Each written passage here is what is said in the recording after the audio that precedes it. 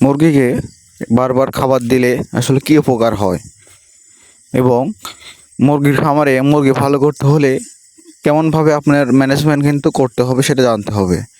এছাড়া মুরগি এরকম গঠন যদি আপনি 8 থেকে 9 দিনের মধ্যে নিয়ে আসতে চান তাহলে এই ভিডিওটা আপনার জন্য। তো আসসালামু আলাইকুম দর্শক।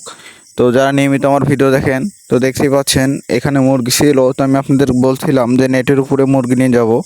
তো আজকে মূলত সেই কাজটা করতেছি। প্রথমে ঘরের সমান করে মাপ দিয়ে নেটটা টান করে এবং সাইড দিয়ে বেঁধে নিয়েছি এবং তারপরে সেখানে মুরগি কিন্তু এভাবে ট্রান্সফার করে নিয়েছি। পর্যাপ্ত পরিমাণে পানির পাত্র এবং খাবার পাত্র ব্যবহার করা খুবই গুরুত্বপূর্ণ। আর আরেকটা জিনিস যেটা আপনাদের করতে হবে, ঘন ঘন কিন্তু আপনার খামারে পানি দিতে হবে। তো আপনারা দেখতে পাচ্ছেন খামারে কিন্তু ড্রিঙ্কার আছে। এছাড়াও কিন্তু আমি অনেক পরিমাণে পানির পাত্র মাঝখান দিয়ে দিয়েছিলাম, যেগুলো হচ্ছে উঠাচ্ছি। তো আমি সকালে ঘরটা হচ্ছে এই ঘরে মুরগি পার করে দিয়েছি নেটের উপরে।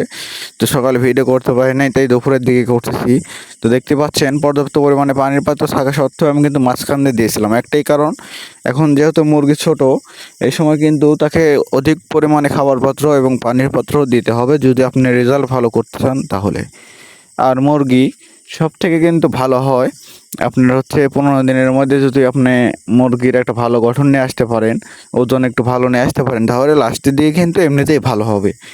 যেহেতু মুরগি 30 থেকে 35 দিনের ব্যবসা, সেক্ষেত্রে আপনার লাস্ট দিকে খেয়াল না করে ফার্স্টের 10 থেকে 15 দিনের মধ্যেই মুরগির সাইজ ভালো করতে হবে। যদি আপনি 15 দিনের মধ্যে সাইজ ভালো করতে পারেন তাহলে কিন্তু মুরগি লাস্টের দিকে এমনি অটোমেটিক ভালো হয়ে যাবে।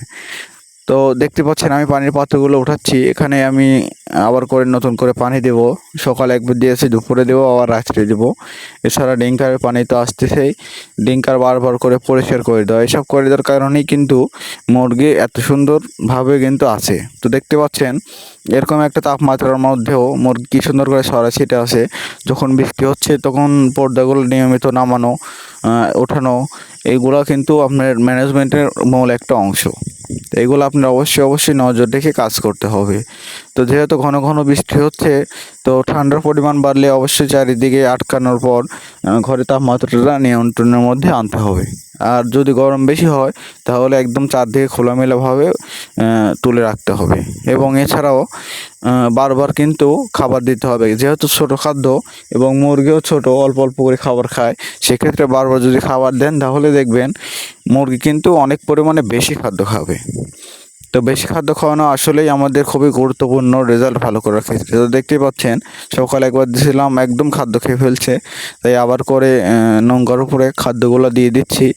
তো ভাবলাম আপনাদের সাথে শেয়ার করি। আসলে এইভাবে খাদ্য দিলে দেখুন মুরগি কিন্তু নতুন খাদ্য পেয়ে ওইখানে যায়, সবাই জড়ো হচ্ছে। তো এরকম নতুন খাদ্য বারবার দিলে এরকম সব মুরগি কিন্তু নতুন খাদ্য খাওয়ার জন্য যাবে।